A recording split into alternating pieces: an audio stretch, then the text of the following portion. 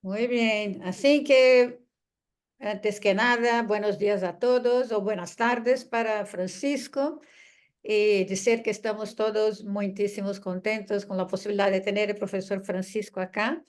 Y es la primera vez y ojalá no sea la última que participa con nosotros de este seminario internacional. Este es un evento de nuestro programa de maestría y doctorado en educación física de la Universidad São Judas Tadeu de São Paulo. Así que hace parte ese seminario como parte de internacionalización del programa de maestría y doctorado que ya tenemos hace 20 años, Fran, así que es un programa que está muy bien consolidado y fue el Ujú. primero en universidades privadas de educación física del país. Ahora ya tenemos muchos, pero fue el primero, así que tenemos un programa muy consolidado con 4 líneas de investigación, son 16 profesores y estamos ahí con una buena evaluación para nosotros quien evalúa es em, em, un programa que se denomina CAPES, que es un programa de avaliación de programas de maestría y doctorado en Brasil. Así que estamos por ahí. Por lo tanto, eso es un seminario muy importante que hace parte de la internacionalización de nuestro programa. Bueno, voy a presentarles el profesor Francisco Ortín, que tiene un currículo muy lindo, con mucha experiencia académica y aplicada, lo que es muy importante para nosotros, tener esa doble posibilidad de trabajo. Es un doctor en psicología, es profesor titular de psicología en la Universidad de Murcia, un investigador principal del Grupo de Investigación de Psicología del Deporte de la Universidad de Murcia. Es profesor en diferentes maestrías nacionales e internacionales de psicología del deporte y tiene como líneas de investigación principales optimismo y deporte, estilos motivacionales eficientes y psicología y rendimiento deportivo. Tiene miles cargos de gestión, fue director de revistas, editor asociado de algunas revistas y también tiene algunos puestos principales en entrenamiento psicológico y actualmente trabaja con intervención psicológica en numerosos deportes individuales y de equipo. Es director del Departamento de Psicología del Centro de Alto Rendimiento Infanta Cristina, en España. Y una cosa que me interesó muchísimo, muy diferente, que es psicólogo en la patrulla acrobática de paracaidismo del Ejército del Aire y Espacio de España.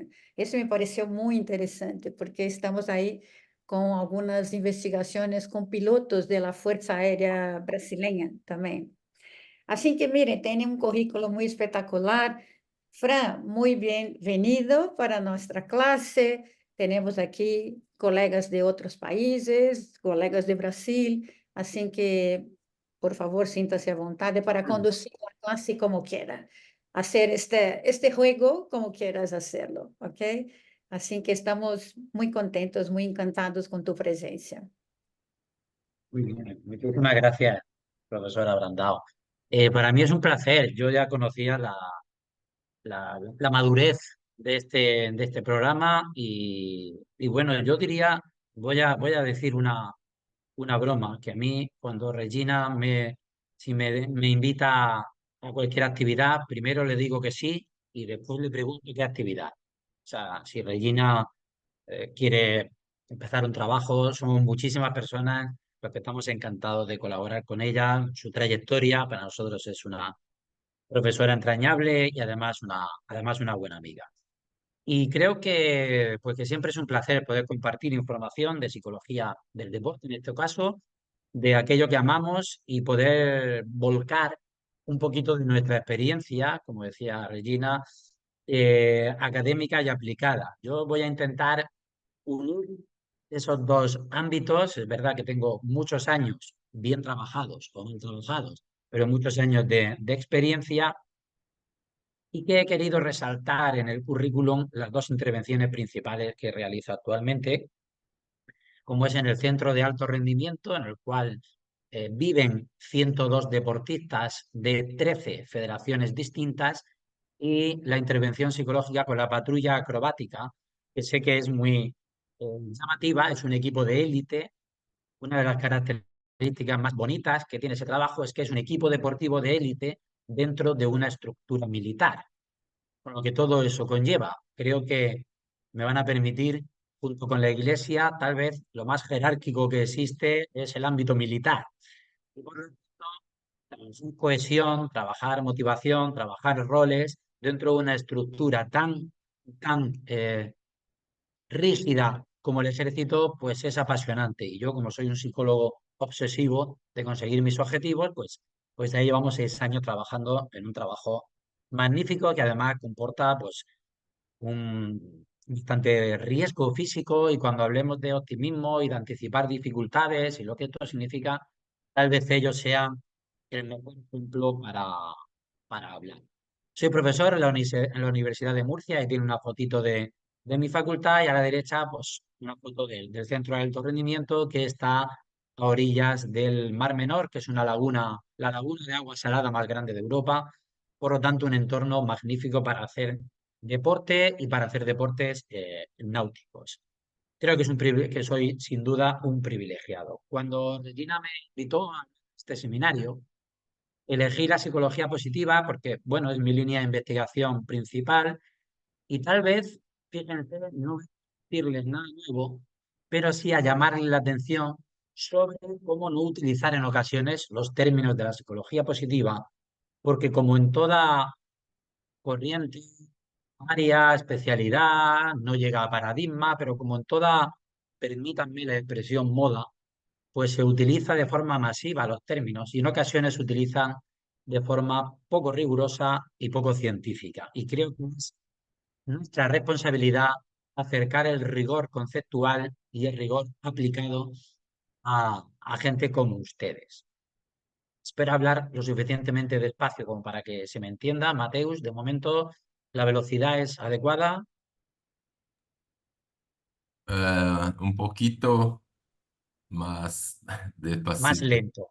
poquito. Bueno, lo voy a intentar, dado mi patrón de personalidad. Bien, como decía, la psicología positiva, pues sin duda está en auge desde hace ya muchos años.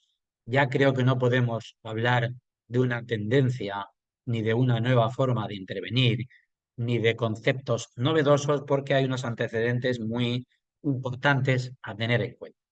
De todas formas, sí que es importante situar esta corriente, ¿no? Cualquier persona que no sea psicóloga, si hablas de psicología, es lógico que piense que la psicología se ha de centrar en la definición de patologías o trastornos y en cómo solucionarlos. Por supuesto que seguimos trabajando en ello, y desde la psicología del deporte seguimos ocupándonos de problemas, pero la psicología del deporte es mucho más. Solo hay que acudir a la definición de la Organización Mundial de la Salud respecto de qué es la propia salud. Y creo que todos compartimos el hecho de que estar sano es mucho más que no estar enfermo. La salud es algo mucho más allá, y que el bienestar psicológico es mucho más que la ausencia de una enfermedad, y que cualquier persona, sea cual sea su perfil y sea cual sea su percepción de bienestar, puede mejorar en algunos aspectos. Es aquí donde creo que la psicología del deporte tiene un espacio enorme, pero la psicología en general, aunque si bien haré muchas aclaraciones en este sentido. Pero claro, yo voy a intentar contradecir, contradecirles un poquito, porque si bien hablamos que la psicología positiva es relativamente joven, también es verdad que la psicología positiva se basa en grandísimos profesionales históricos de la psicología. Es decir, no podemos pretender ser novedosos, como dice Vázquez, cuando en el pasado remoto de la psicología tenemos a grandísimos estudiosos como Maslow, James, etcétera, que ya hablaban de un funcionamiento positivo del ser humano, ya hablaban de un sentimiento, de un objetivo de autorrealización, y ya hablaban de mucho más allá que la cura de patologías o de una psicología más desde un enfoque, llamémosle, negativo. Pero si queremos justificar que la psicología positiva es un contexto, digamos, de trabajo estable, riguroso y suficientemente grande, creo, y estarán de acuerdo conmigo, que tenemos que acudir a las publicaciones. Hoy día, muchas de las revistas más importantes en España y en el mundo, y muchos manuales de psicología del deporte y de psicología en general, tienen dentro algún capítulo de psicología positiva. Y muchas revistas muy prestigiosas han dedicado monográficos específicos a psicología positiva. Esto que les puede parecer algo normal, creo que es importante señalarlo porque quiere decir que hay muchos psicólogos en el mundo, muchos científicos en general, que investigan desde la psicología positiva en todos los contextos, investigan con rigor, investigan desde una evaluación por pares, investigan desde un control editorial y creo que eso da, bueno, pues el suficiente rigor para poder afirmar que la psicología positiva en cualquier contexto y por supuesto también en deporte, pues bueno, pues ya está consolidada. De hecho, en el último manual en el que Regina y yo hemos tenido el honor de colaborar de la editorial médica panamericana, de tremendo prestigio, hay un capítulo que tengo el honor de ser coautor sobre psicología positiva en el contexto deportivo. Bien, creo, no es para justificar, porque creo que ya no hay que justificar la importancia de la psicología positiva, pero aquellos que estén un poquito más alejados de esto han de saber que no es simplemente una moda, sino que hay una solidez científica que creo que ahora nuestra responsabilidad es acercar cada vez más la psicología positiva al contexto aplicado. Ahí reconozco que aún queda un camino muy largo, que podemos hablar de optimismo, podemos hablar de resiliencia, podemos hablar de bienestar psicológico, de emociones positivas. Hay unos marcos teóricos fantásticos, unos, unas herramientas de evaluación validadas y consolidadas, y lo que creo que tenemos que continuar es buscando programas de intervención, buscando trabajos longitudinales que demuestren la eficacia o no de aquellas intervenciones, y creo que es el momento de dar pasos grandes y sólidos hacia intervenciones. Bien, casi por último, como introducción a esta psicología positiva, hay un artículo muy conocido que comparaba el número de artículos científicos que aparecían en la base de datos PsycInfo hasta 2000, un poco en 2007, creo, 2003, 2005, algo así, marcando todas estas palabras clave: estrés, depresión, ansiedad, y comparándola con bienestar, satisfacción, felicidad y suerte. Es lógico, insisto, es lógico que haya muchas más investigaciones sobre estrés, depresión y ansiedad, que tal vez sean los tres grandes males psicológicos de las sociedades consideradas avanzadas. Nosotros hicimos una pequeña comparativa con esas mismas palabras clave entre 2008 y 2012, y aunque es cierto, e insisto, es lógico, que tiene muchas más publicaciones sobre estrés, depresión y ansiedad, había aumentado exponencialmente el número de artículos que trabajaban las cuatro otras palabras. No incluyo optimismo, resiliencia, etcétera, porque quisimos replicar, digamos así, la búsqueda que en su día hicieron Rand y Snell. Por lo tanto, siempre habrá muchísimas más investigaciones, digamos, hacia los términos psicopatológicos, pero cada vez ha aumentado, sin duda, las investigaciones en psicología positiva.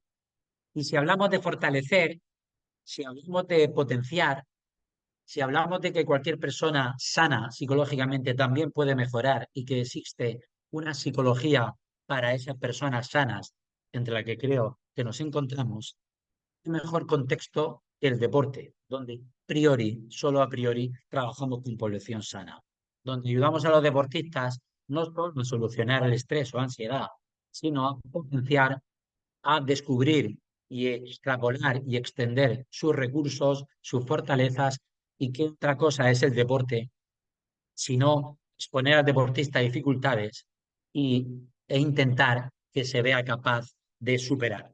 Por lo tanto, creo que la psicología positiva el mejor contexto con el que se ha encontrado es el contexto de la actividad física y el deporte. Obviamente, esto lo digo un poco de broma, porque amo la psicología del deporte, pero creo que sí que es uno de los contextos más importantes. Pero fíjense ustedes que yo voy a hablar en todo momento de equilibrio. Nuestro gran amigo Alex García Mas hablaría de armonía, en una discusión teórico-científica que tuvimos hace no mucho en Montevideo, aquí algunas personas que estuvieron en este debate, y lo que él llamaba armonía, yo me voy a atrever a llamarlo equilibrio, porque creo que siempre es una cuestión de equilibrio, porque un optimismo mal utilizado nos llevará a una falsa autoconfianza, porque una autoconfianza que no sea sólida también nos llevará a un bajo rendimiento y menos salud. Porque en definitiva, creo que no tenemos que considerar que haya emociones buenas o malas, sino que pueden cumplir una función de regulación, que todas pueden tener un valor adaptativo.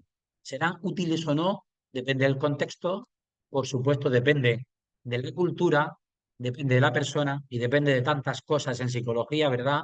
Que yo a mis alumnos, de hecho, les prohíbo la palabra depende. Entonces, porque si no, nunca avanzaríamos en los contenidos. Pero no tenemos que pensar como que haya un efecto causal entre optimismo y rendimiento, por ejemplo, entre optimismo y salud, entre resiliencia y salud, porque no siempre es así. No siempre es así. Tenemos que tener equilibrio. Y cuando hablemos de bienestar psicológico, que tanto ha publicado la profesora Brandao sobre ello, la misma Riff habla de esta necesidad de equilibrio entre todas las dimensiones y no tanto ser excelentes en todo lo que nos proponemos.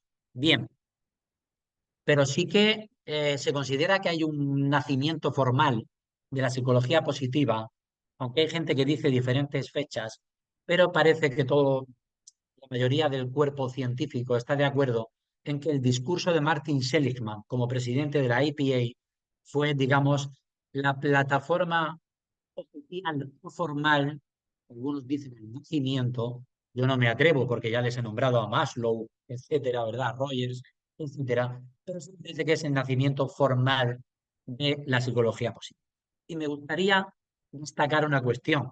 Espero que todos ustedes sepan quién es Seligman y si no, al acabar esta ponencia, busquen sus trabajos, porque es uno de los grandes de la psicología mundial, pero sobre todo es un gran entendido de psicopatología.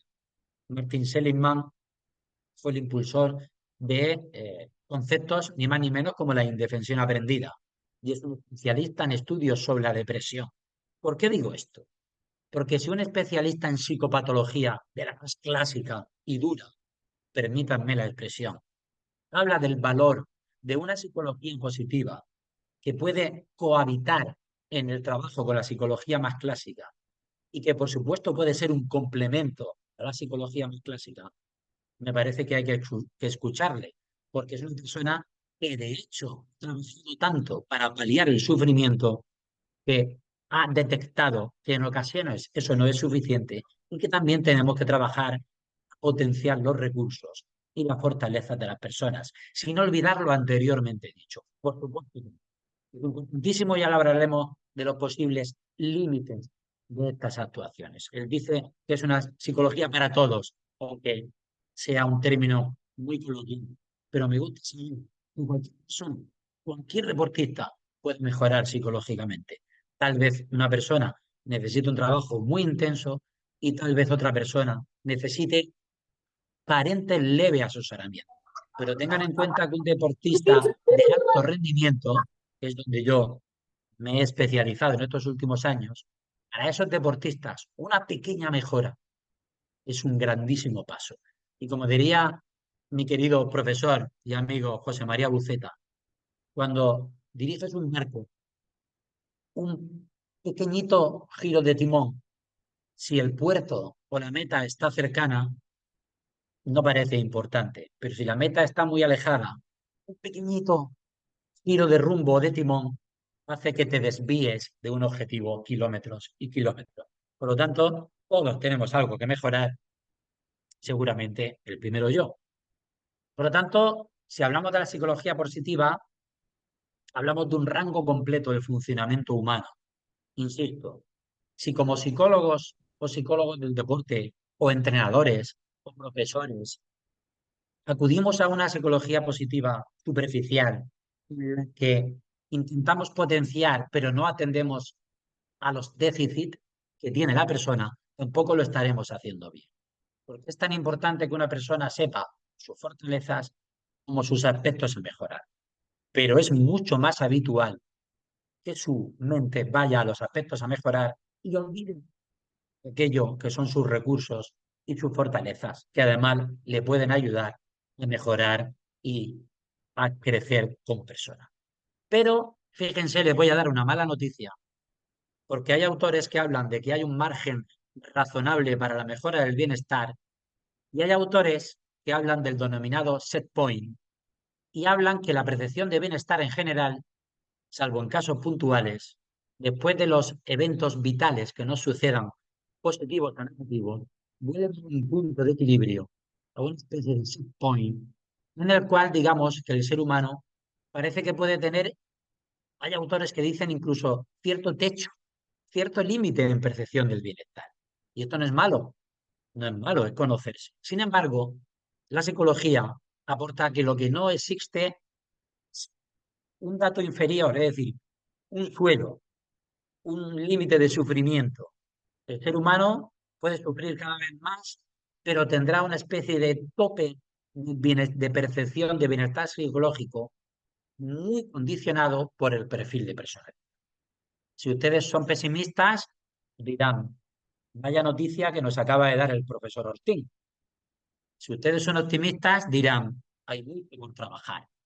Pero insisto, complemento, es tan importante que la persona aprenda a trabajar y a alejarse de aquí, tener el sufrimiento, como que aprenda a acercarse a aquello que está con sus fortalezas, su bienestar y sus recursos. Ambas cosas son importantes, complementarias y nos acerca más a una excepción de salud un poquito mayor. Antes he hablado de equilibrio, uno de los eh, bueno, de las teorías más consolidadas a nivel mundial de la percepción psicológico, otro de los términos más trabajados en psicología, pues, bien muy aplicados a psicología del deporte, es la percepción de bienestar psicológico. Lejos de entrar en aspectos teóricos muy... Sí que querría destacar que la profesora Carol Reeve y otros muchísimos estudiosos de este bienestar psicológico. Destaca, como decía anteriormente, la importancia de equilibrio o armonía. Es decir, si hay 6 dimensiones en este caso que pueden medir, y no es que medir, incluso anticipan la evaluación del bienestar psicológico de un sujeto, de una persona, será importante que haya equilibrio, porque de nada servirá que una persona tenga un propósito en la vida muy claro si no tiene una percepción de autonomía, no se siente en esa necesidad psicológica básica de hacer las cosas de manera autónoma, o si no tiene unas relaciones positivas con los demás. No es que de nada servirá, pero no habrá un equilibrio en esa percepción. Es decir, prefiero tener equilibrio que destacar mucho en una de las dimensiones y olvidar otra y no tener y tener muy deficitaria otra. ¿Qué ocurre con las teorías que marcan dimensiones muy claras? Les invito a que las sigan, porque si llevan asociadas además un cuestionario de evaluación, como es el caso de esta teoría, nosotros podemos, en cuál de las 6 dimensiones o patas, permítame la expresión, un deportista necesita fortalecer más el trabajo. Y podemos entender de manera muy concreta la necesidad de crecimiento del deportista y que influirá en la percepción de bienestar psicológico. Dime un momentito que voy a poner el aire acondicionado, el fresquito, porque cada hora en el aula se apaga y todavía hace mucho calor en mi tierra. Muchas gracias. Cuestión de equilibrio, cuestión de equilibrio. Si yo les digo que un Buenos deportista... días. Buenos días. Si yo les digo que un deportista optimista va a rendir más que un pesimista, puede que sí, pero a lo mejor no es cierto. Porque sabemos que existe un término precioso científicamente hablando que se llama pesimismo defensivo. Es decir, aquellas personas que trabajan mucho, es el deportista que más entrena, el alumno que más estudia, el que mejor come, el que más descansa, porque quiere evitar aquello que cree que le va a suceder, porque es una persona pesimista. Y sin embargo, es excelente, es de altísimo rendimiento en su trabajo. Por lo tanto, una persona pesimista puede ser la mejor de mi equipo, sí. Ahora bien, ¿es sano que tenga un enfoque negativo para el trabajo? No. Y mi labor como psicólogo y la de ustedes como psicólogos, como entrenadores, como profesores, sea lo que sea el desarrollo de su trabajo, espero que también pensemos en salud, además de en rendimiento. Entonces, como digo, hay una relación correlacional, pero no causal. No podemos cometer este error, ¿de acuerdo? Y tampoco hacia la salud hay diferencias individuales tan enormes, pero sí que aquellas investigaciones que trabajan con una muestra muy amplia nos indican que en general, lógicamente, estrategias equilibradas del manejo del optimismo sí que nos van a acercar al rendimiento y vamos a ver un poquito por qué, tanto en resiliencia como en bienestar, como en optimismo, etc. Conocemos el término resiliencia, por supuesto. Yo les decía que no les traigo términos nuevos, pero que sí espero y deseo llamar la atención en algunos aspectos. Hay teóricos que dicen que una persona resiliente es aquella que resiste a la adversidad y que, digamos, sale de esa adversidad bien. Y hay teóricos que dicen que la persona resiliente no solo resiste ante la adversidad, sino crece ante esa adversidad. Yo pienso más como esta segunda versión. No interpreto el resistir o el vivir o el gestionar de manera resiliente una situación adversa y que no haya un crecimiento.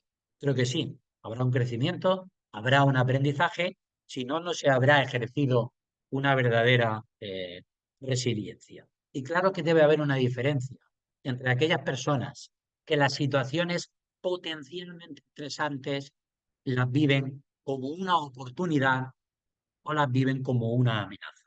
Esta es una diferencia esencial en un deportista y ustedes lo ven cada día en su trabajo, incluso sin utilizar cuestionarios de resiliencia. Aquella persona que se enfrenta a una adversidad y su interpretación es como la transforma en objetivo, la transforma en reto, la evalúa de manera positiva. Positiva no es que no me duela, no podemos ser tan inocentes.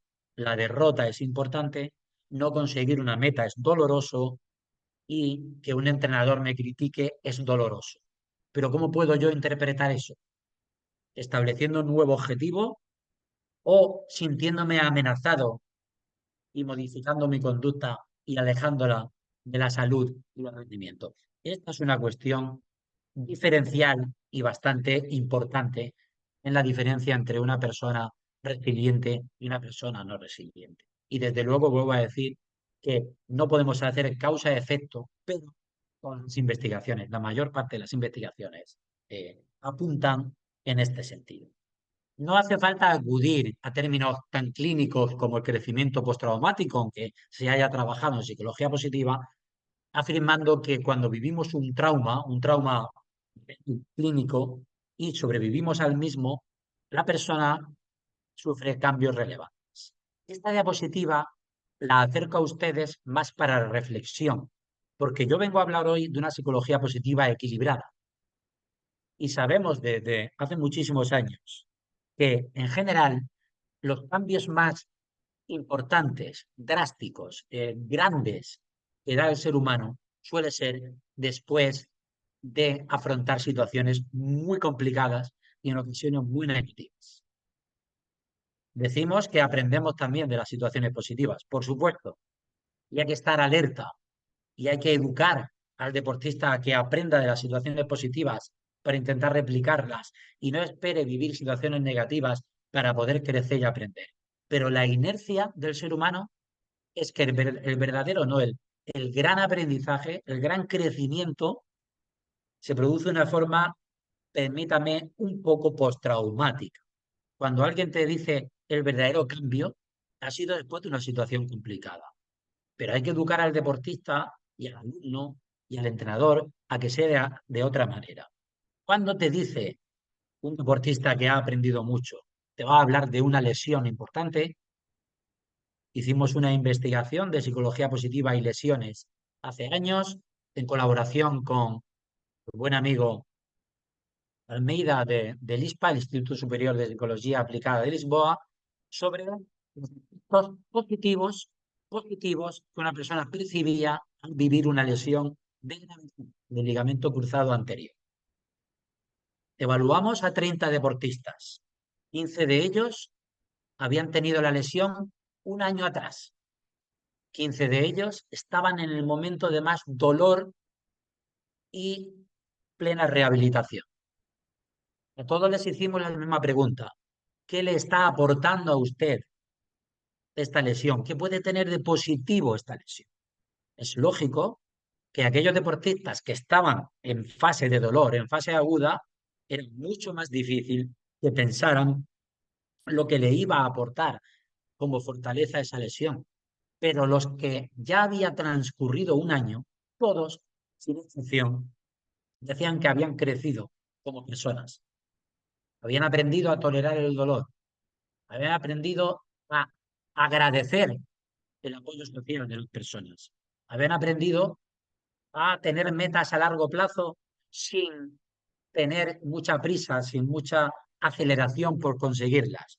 Todo eso había importado una lesión de larga duración, un trauma, digámoslo así.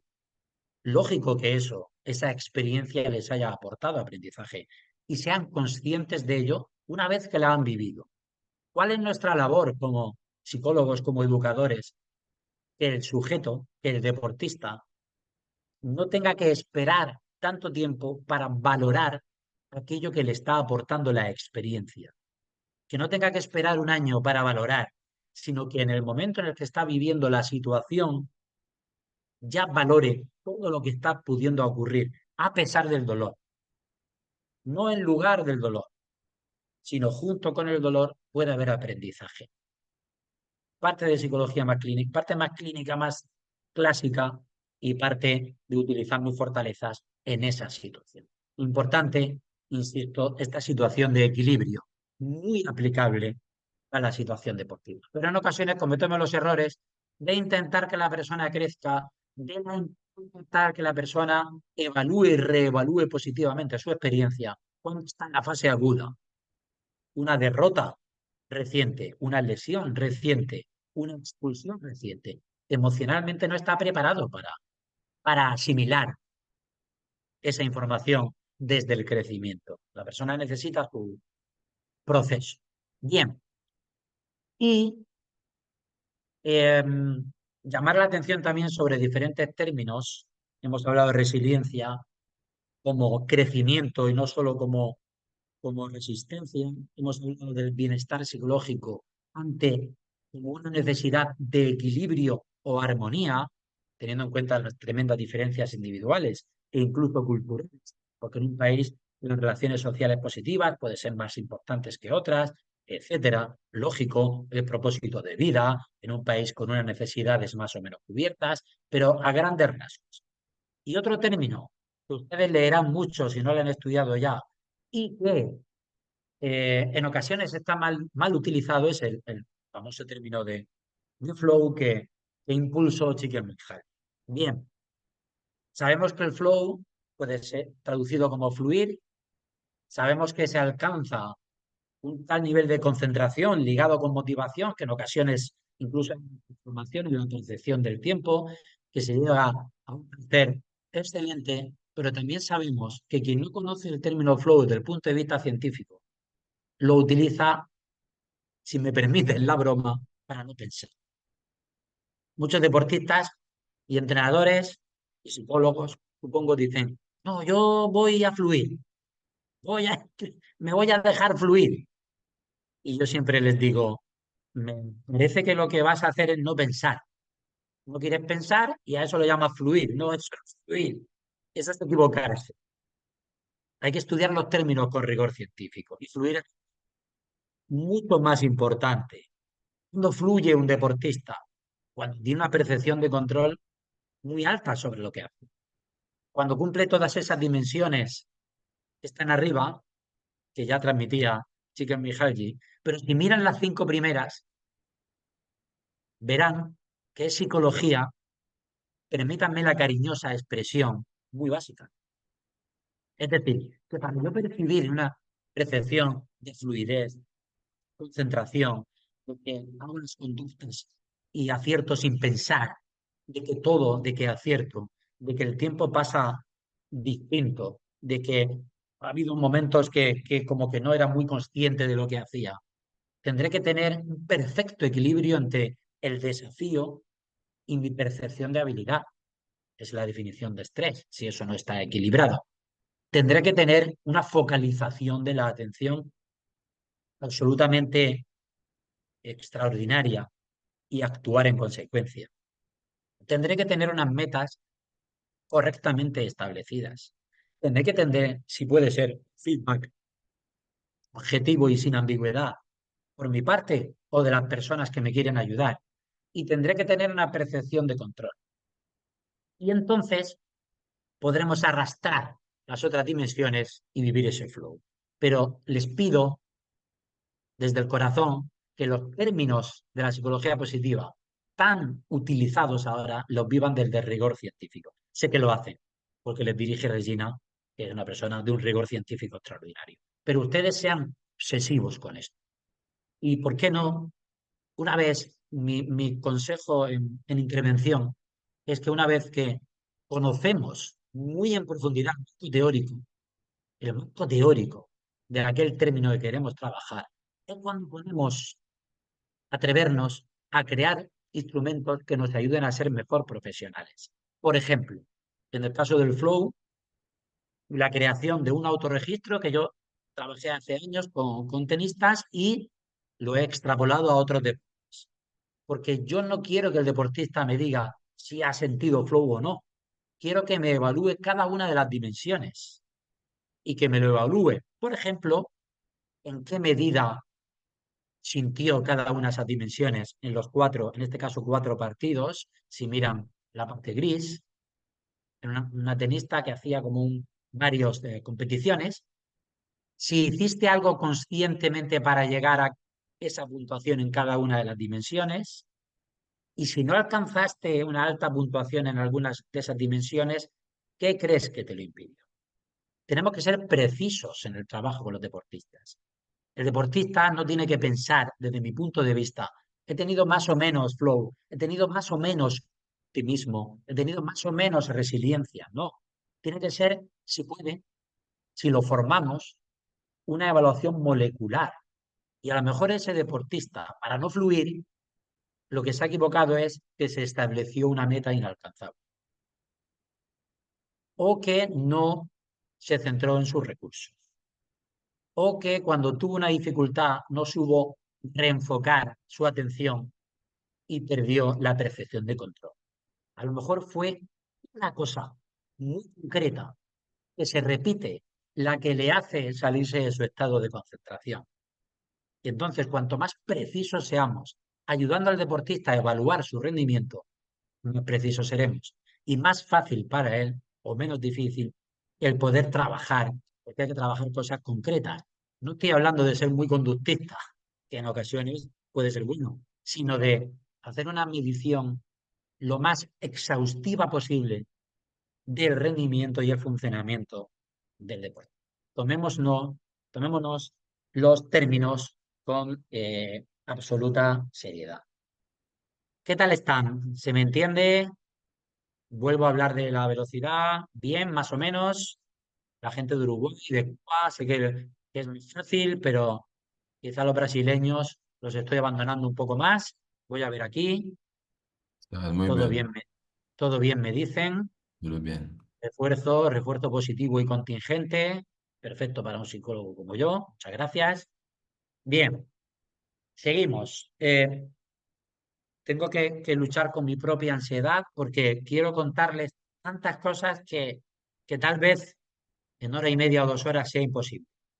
Pero como las diapositivas van a estar a su disposición, el vídeo también, y mi email, ya lo tienen para que le pueda enviar más artículos científicos o lo que sea, a Robert ya le envié algunos artículos científicos que hemos llevado desde la línea de investigación, que no sé si lo tienen disponible, tendrán, pero estoy a su entera disposición a través de los profesionales que han organizado los seminarios o directamente conmigo. Bien, que somos todos alumnos. Bien, por lo tanto, equilibrio, equilibrio. ¿El optimista puede sufrir? Claro que sí.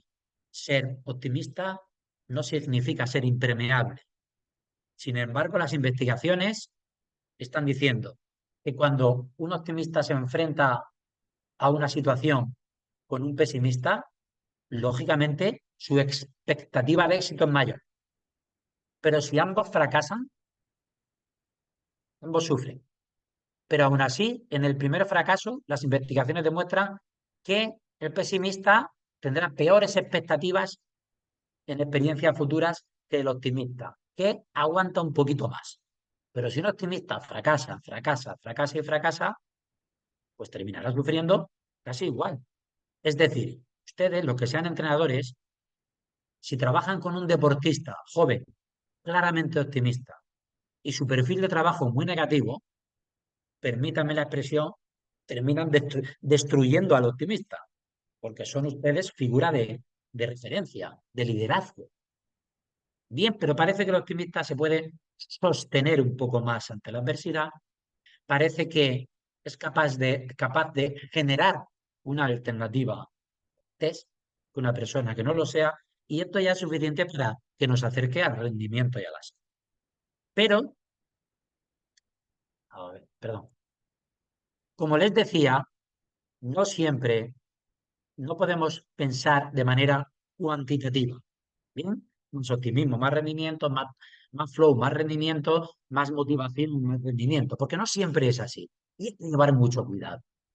Incluso desde la perspectiva que proviene de programación neurolingüística, mezclado con otros paradigmas de los estilos motivacionales ineficientes, hablan de aquellas personas de buen rendimiento, incluso de altísimo rendimiento, que para motivarse para hacer algo lo hacen desde una perspectiva ineficiente desde el punto de vista de la salud.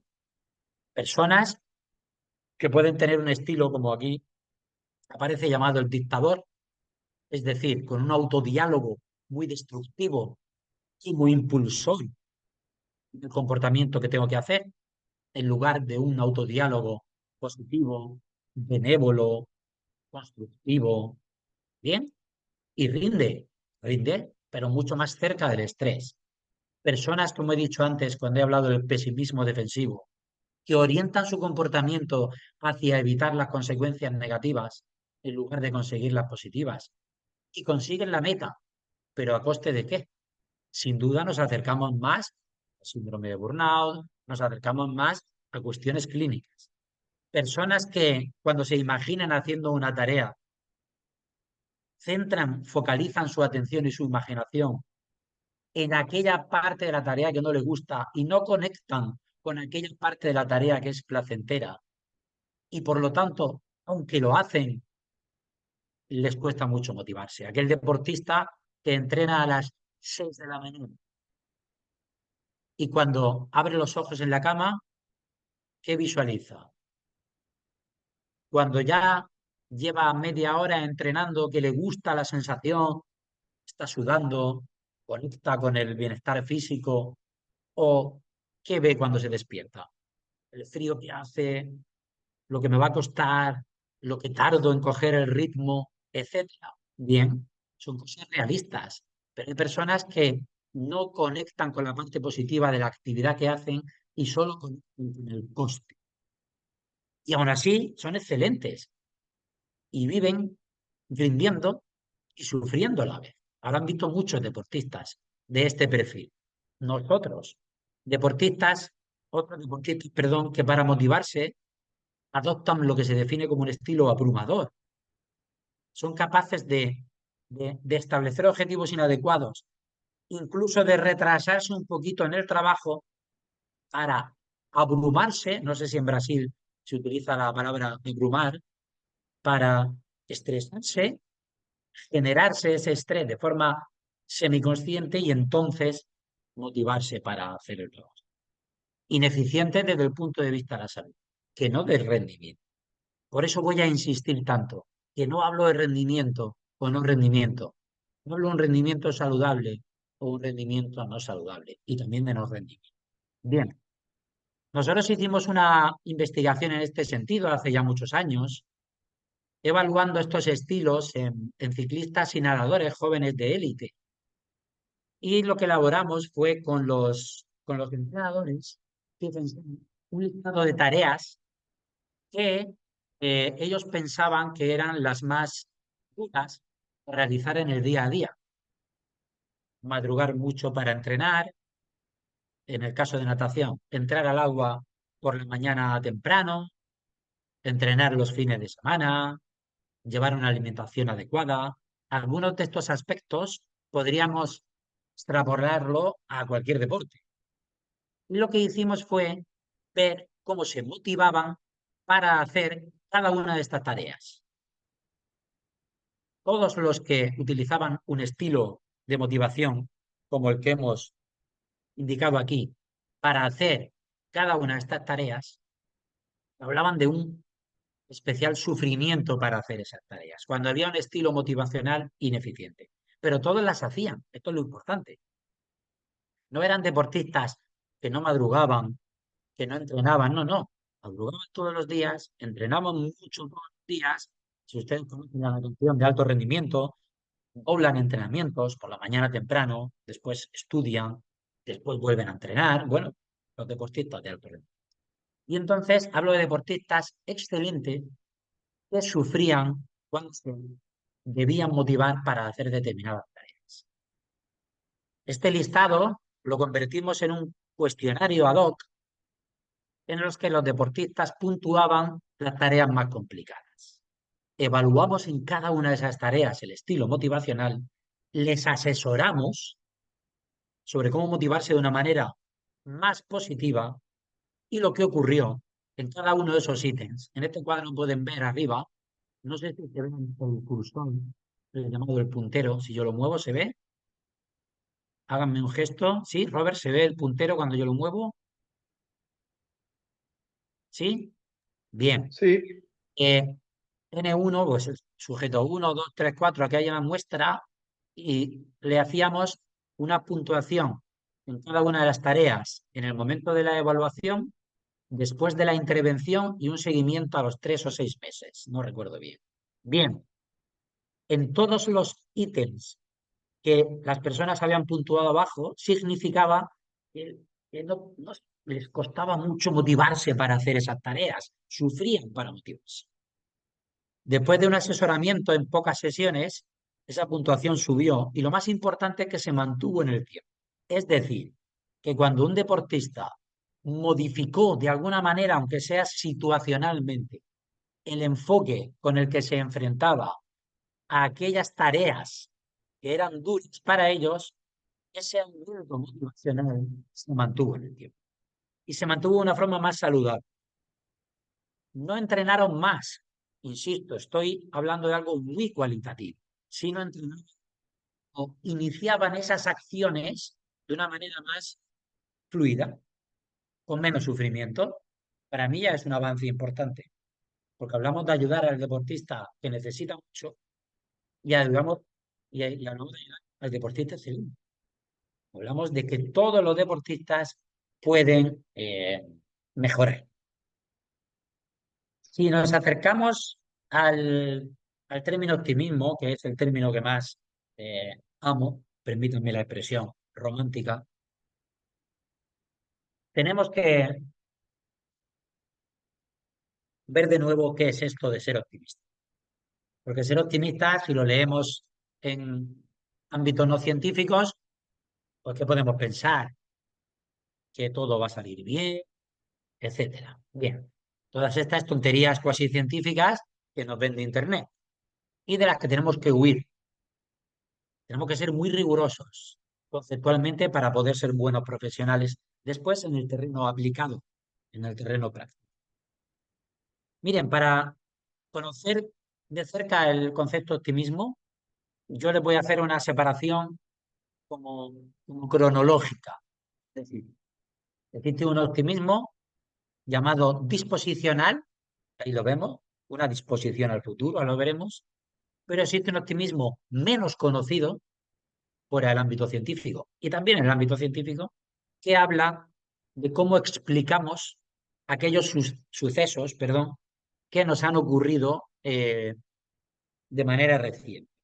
Es decir, que yo puedo evaluar a un deportista como optimista o pesimista escuchando cómo habla del futuro, de la próxima competición, del próximo objetivo, de la próxima temporada, pero también puedo evaluar a un deportista como optimista o pesimista escuchando cómo evalúa, cómo explica la competición de ayer, el fracaso de ayer, y esto es muy importante, porque a veces podemos trabajar con esa explicación, esas atribuciones, además de con el futuro.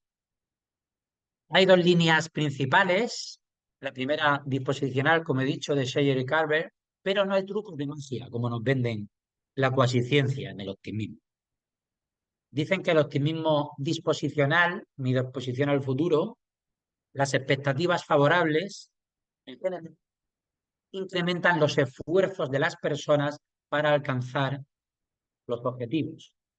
En tanto que las expectativas desfavorables, en general, las reducen. Digo en general porque antes he hablado del pesimismo defensivo. Por lo tanto, los optimistas tienen expectativas y percepciones positivas.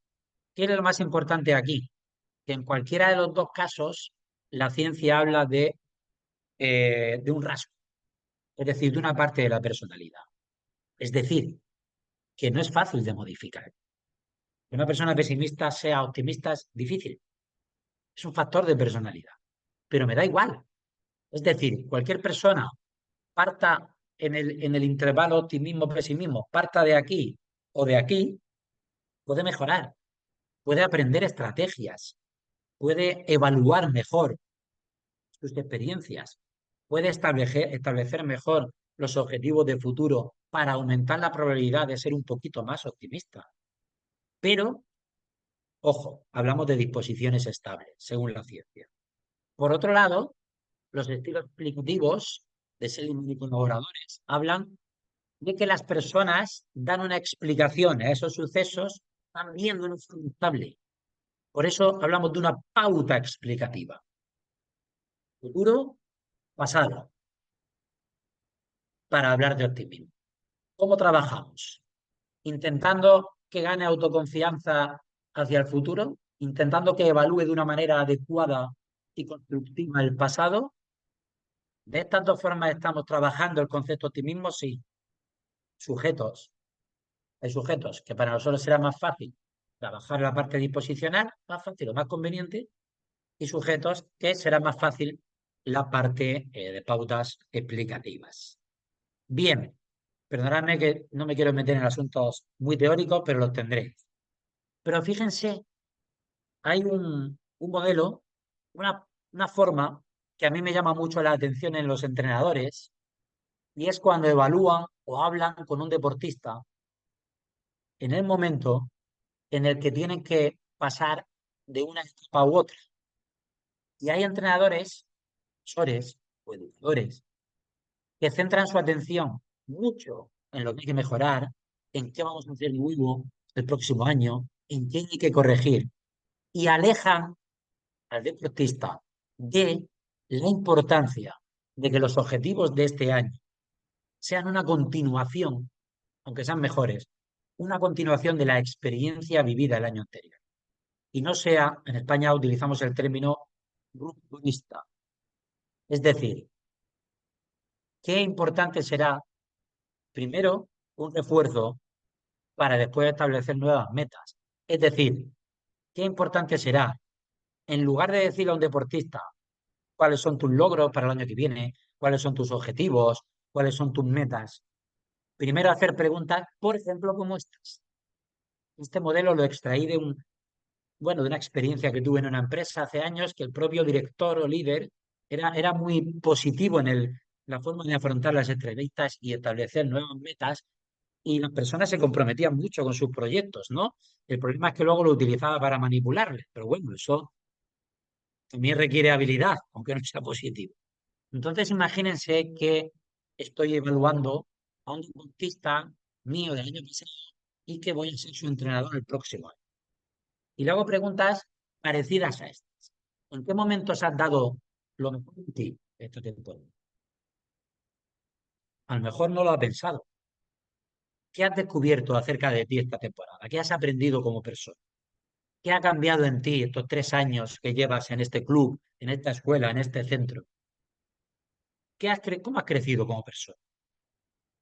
Bien, la persona lleva su mente a momentos de rendimiento, a momentos de aprendizaje, a momentos de descubrimiento, llamémosle así, a momentos en los que ha ayudado, etcétera. Y ahora bien, una vez que tenemos claro que estás viviendo experiencias positivas en el deporte, porque si no las estás viviendo, permítame decirle que es mejor que deje el deporte, ¿verdad?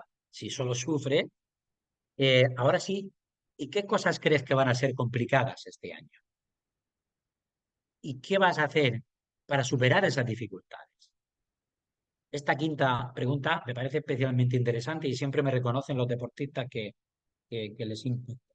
¿Cómo vas a desarrollarte el próximo año? A partir de los logros que has conseguido hasta ahora. Porque a veces quieren ser personas nuevas casi.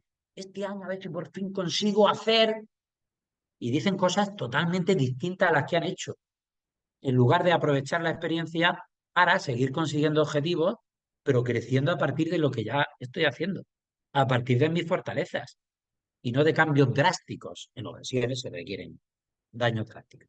Me gustaría haberme explicado bien en el enfoque de estas diapositivas. No es un cuestionario validado, ni una herramienta publicada, pero a mí me parece interesante que reflexionen sobre el tipo de preguntas que le hacemos a los deportistas. Yo ahora estoy comenzando, mañana, comienzo las entrevistas a los nuevos deportistas del Centro de Alto Rendimiento. Allí tenemos 102 deportistas de 11 federaciones distintas. De esos 102, unos 40 son nuevos. Bien, yo quiero saber sus fortalezas, los aspectos a mejorar, pero qué descubrieron, cómo crecieron en la anterior temporada, cómo quieren desarrollar esas virtudes y lo que ya traen desde otros centros, cómo lo van a desarrollar en nuestro CAR, permítanmelo en nuestro CAR, y que no sea algo rupturista, no vengo a una vida nueva, vengo a aprovechar aquello que hago bien, que soy deportista de alto rendimiento. Por lo tanto, hay muchas cosas que hará bien y otras sin mejorar, pero a veces es un cambio muy... Fíjense, respecto a un enfoque negativo, en este centro, me pasó una experiencia con un deportista que yo la he aprovechado, pero tengo que reconstruirla, porque es un deporte de combate y él es el mejor del centro. Pero este año se incorpora al centro un deportista desde Madrid que es el que siempre le gana a este. Por lo tanto, viene su principal rival, que siempre le gana. Y claro, yo quería saber cómo lo enfocaba. Y ahora lleva una semana entrenando mejor que nunca. ¿Por qué? Dices que viene este hombre que siempre me gana, tengo que entrenar muy fuerte porque, bueno, me ganan las competiciones, pero es que ahora me va a ganar los días aquí en el centro entrenando. Y entonces les dice, esto no puede ser. Y está mejorando su entrenamiento de una forma muy importante para evitar que este nuevo deportista de su disciplina le gane en los entrenamientos porque van a ser compañeros. Un enfoque absolutamente negativo que le va a hacer crecer. ¿Yo qué pregunta le hice? Pues miren, se me ocurrió decir, vale, entiendo, pero mi impresión es que vas a crecer muchísimo como deportista teniendo a tu lado a un deportista que hoy es mejor que tú. Tú lo puedes enfocar como voy a entrenar mucho para que no me den un revolcón, dicen ellos, es deporte de combate para que no me den un revolcón. Eh, yo creo que podemos enfocarlo como voy a entrenar mucho y voy a aprender muchísimo de este deportista y luego voy a intentar ganarle, pero sobre todo se me plantea un año de aprendizaje y de poder conseguir objetivos muy altos porque tengo a mi lado al mejor y me puede convertir en mí el mejor. Y si eso es suficiente para ganarle, pues también mejor. Pero no entrenes con perdón, decimos en España, porque estás acojonado, ¿verdad? Asustado, porque viene tu rival. Aprovéchate de que viene tu rival y crece técnica y tácticamente en tu deporte. Pues depende de cómo lo enfoque el entrenador, que está preocupado en esto, pues ese deportista vivirá más motivación, más estrés, en la balanza habrá una cuestión u otra. Pero me parece pues un ejemplo importante respecto al enfoque. Permítanme un poquito de agua, y aunque hablo un poquito más despacio de lo que es normal en mí, no me estoy hidratando. Bien, seguimos. Pero fíjense, ¿cómo gestionan los deportistas? Pongo el ejemplo de los de élite, las situaciones adversas. ¿Hay algunos parámetros comunes en la gestión de esas situaciones? Perdón, es que tengo aquí ahora que se vaya parte de la pantalla me estaba invadiendo. ¿Podemos decir que hay una especie de perfil resiliente y optimista de los deportistas de élite? Miren, yo publiqué un libro hace un año y no mucho, que se llama Optimismo y Deporte. No es que quiera hacer posición comercial de mi libro, pero es verdad que escribí un libro que me apetecía y que creo que podía ser útil para mis deportistas y entrenadores. Para ello, entrevisté a 15 deportistas de máximo nivel de 12 deportes diferentes. Es decir, aquí tenemos, por ejemplo, a Luis Miguel Castillo, que es un árbitro de baloncesto de nivel mundial, ha pitado a Estados Unidos masculino y femenino ahora en los Juegos Olímpicos de París, o sea, de máximo nivel. Tenemos a Miguel Luque, medallista paralímpico en natación durante 6 Juegos Olímpicos seguidos. En París también obtuvo medalla. Tenemos a Gloria Rodríguez, ciclista del equipo Movistar. Tenemos a Antonio Gómez, bajo la derecha, preparador físico de la selección española de fútbol. Tenemos a Quique Bonet, considerado hace unos años el mejor jugador de fútbol, de futsal del mundo. Tenemos a el capitán y el mejor saltador de la patrulla acrobática de paracaidismo, que antes nombró Regina, en fin. Y tenemos a Carlos Garranzo, un montañero que asciende 8000, entre otros el Everest. Por lo tanto, hablamos de gente de primerísimo nivel en su especialidad. Y claro, yo les preguntaba, una entrevista muy extensa, que está como repartida por el libro, aparte del contenido teórico práctico, pero yo les hacía dos preguntas muy importantes. ¿Qué es una persona optimista para ti? ¿Y cómo gestionas las situaciones adversas? Y de esas dos preguntas saqué como unos factores comunes presentes en prácticamente todos. No les va a sorprender lo que les voy a mostrar, pero no quiero que les sorprenda. Quiero que digamos, lo que sí. ¿Y qué hago con esto? ¿Cómo lo trabajo con mis deportistas? Es decir, hay un dicho coloquial, algo así, como que el optimista eh, cree en sus posibilidades, pero claro, no maneja bien, no se enfrenta a las dificultades. Y esto no es cierto. El optimista real, el optimista realista, el optimista equilibrado, precisamente prepara muchísimo las dificultades, las anticipa mucho y genera alternativas ante esas dificultades para que si suceden, solucionarlas. Y recuerdo un compañero que me decía, eso es ser pesimista, porque está pensando en cosas que le pueden ocurrir. En absoluto.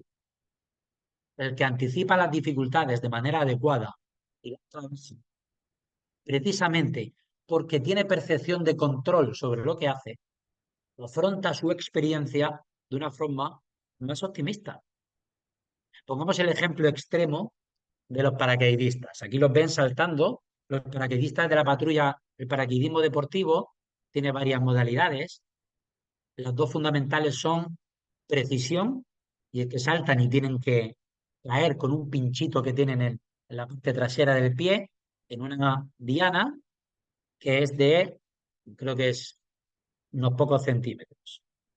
Cuando pisan a partir de 2 centímetros fuera de esa diana, es una mierda de salto, con perdón. Fíjense la precisión. Y la otra modalidad se llama relativo, que es buena formación, como están viendo en la foto. Tienen que hacer en unos segundos determinados una serie de figuras que vienen marcadas muy estrictas, y el que haga más figuras en este tiempo, pues es el que gana. Fíjense si la actividad de riesgo, un error es muerte casi segura. Y dirían ustedes que son personas optimistas.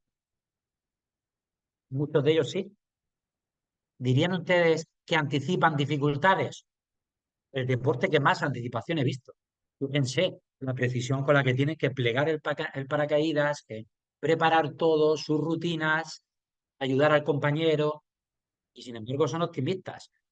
Tienen tan controladas las situaciones de riesgo que ellos saltan con toda la tranquilidad del mundo. Ellos me decían una frase: tenemos confianza, he estado 6 años con ellos, ahora he dejado un poco ese trabajo porque no tengo tiempo, y ellos me dicen: Fran, nosotros saltamos como tú bebes café. Como saben que bebo mucho café, pues me dicen eso. Nosotros saltamos igual que tú tomas café.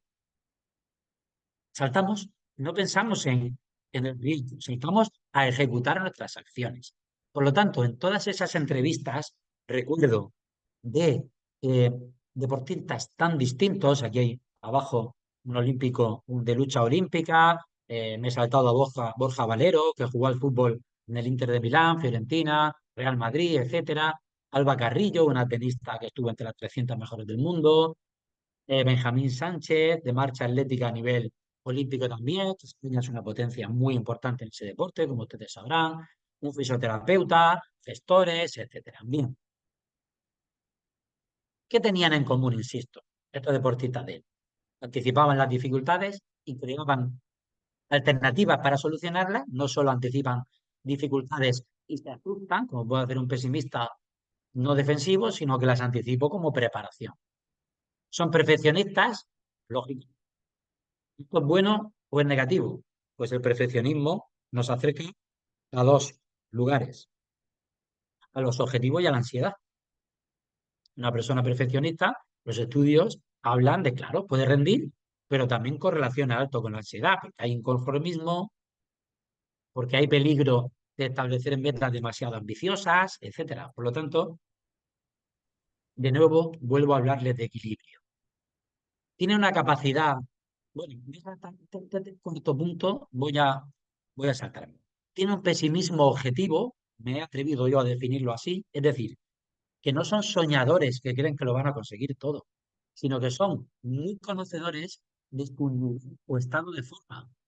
Y yo puedo saber que mi estado de forma no es el adecuado ahora mismo. Y por lo tanto sé que tengo muy complicado rendir en mi próxima competición. Voy a intentarlo y voy a trabajar duro. Es que si no pienso así, quizá esté siendo un optimista irreal. En el trabajo, trabajo 3 temporadas con Luis Miguel Castillo, con el árbitro. Y él reconoce los momentos en los que está en una excelencia total y momentos en los que está pasando más dificultades para estar concentrado. Pero no quiere decir que ese pesimismo sea que va a cometer más errores. Lo toma o lo evalúa como que tiene que estar especialmente atento a X cuestiones. Es un pesimismo que le vale para ser mejor deporte. Por supuesto, son resilientes, esto lo esperábamos. Se establecen de forma muy correcta y adecuada objetivos a corto plazo para así obtener un feedback muy continuo de la mejora. Es decir, que el objetivo a largo plazo, que ya han conseguido la mayoría, al ser deportistas de élite, lo tuvieron, pero siguen muy centrados, a pesar, además de estos objetivos a largo plazo, en objetivos muy a corto plazo, muy conductuales, muy controlados, muy enfocados a las rutinas, porque saben que eso te da control y aumenta la probabilidad de rendir. Son muy metódicos. Y fíjense que ahora me voy al punto de en medio, al de la capacidad para focalizar la atención, aislando la situación personal. Este es un punto especialmente interesante, miren ustedes. ¿Por qué? Es un punto interesante para el deportista y no tan interesante para las familias. ¿Por qué? Porque en 14 de los 15 entrevistados, no diré quién es el o la sección, todos decían que cuando entraban, acudían, llegaban al contexto deportivo, el deporte era como una cápsula, como una liberación, como un entorno en el que se olvidaban de los problemas.